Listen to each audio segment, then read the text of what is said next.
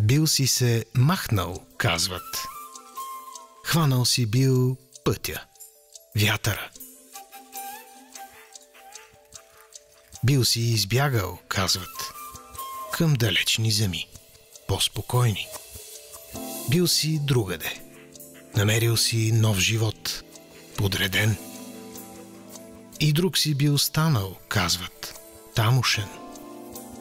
Бил си останал далече, при по-доволни хора, някъде.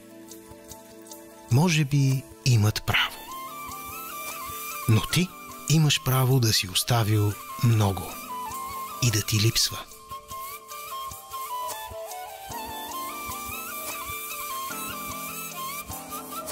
Имаш право на България. Където и да си, гласувай на 4 април за твоята България.